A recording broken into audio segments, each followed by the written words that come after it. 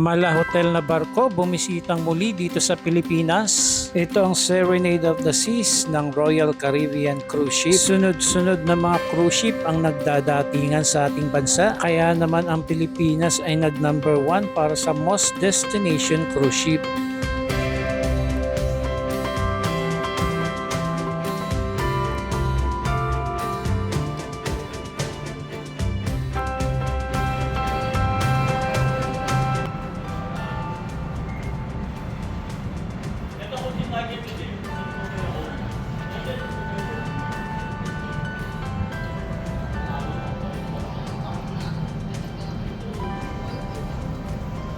Ayan o, the Ultimate World Cruise. Ang laki ng cruise ship na to.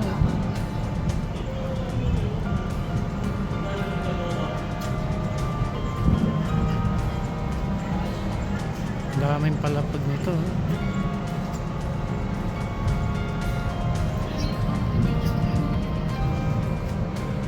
Okay, punta tayo dun. Sige po.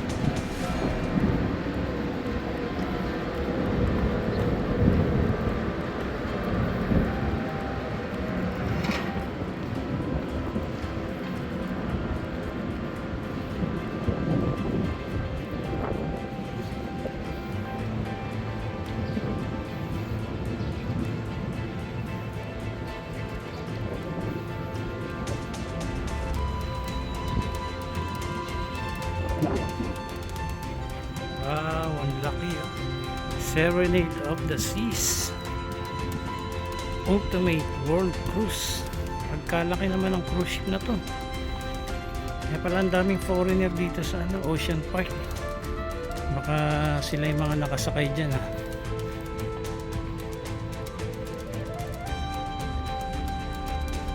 Yan. Ilang palapag din yan. 4, 5, 6, 7 8 floor yata yan. Taas.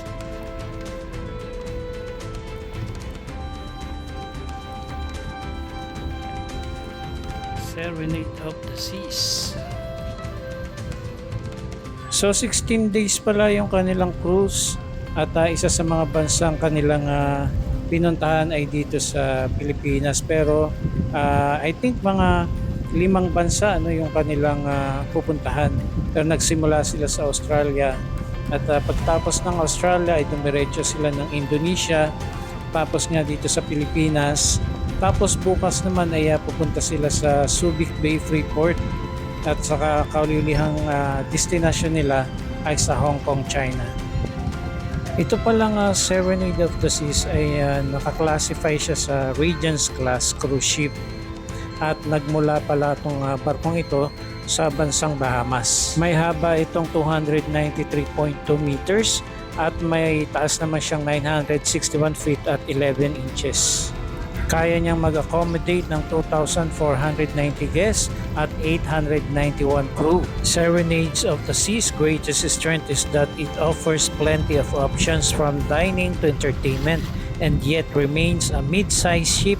It's a good choice for a wide range of traveler, including families, singles, couples, and groups. Ang Serenades of the Seas ay nagrarank sa number 23 ng Royal Caribbean International Cruise Ships. Nananatili pa rin number 1 at pinakamalaking cruise ship, ang Icon of the Seas ng Royal Caribbean Cruise Ship na kayang mag-accommodate ng 10,000 people. Ginawa ang Serenade of the Seas taong 2003 at na-refurbish naman siya ng 2012. Ang Serenade of the Seas ay may total na 1,074 staterooms para sa 2,148 passenger, maximum capacity of 2,578 at mayroong mga crew na 860. Ang cruise ship na ito ay may 13 decks, 12 passenger accessible, 8 with cabins, 12 lounges and bars, 2 swimming pools, 3 outdoor jacuzzis, whirlpool hot tubs at 9 na elevator.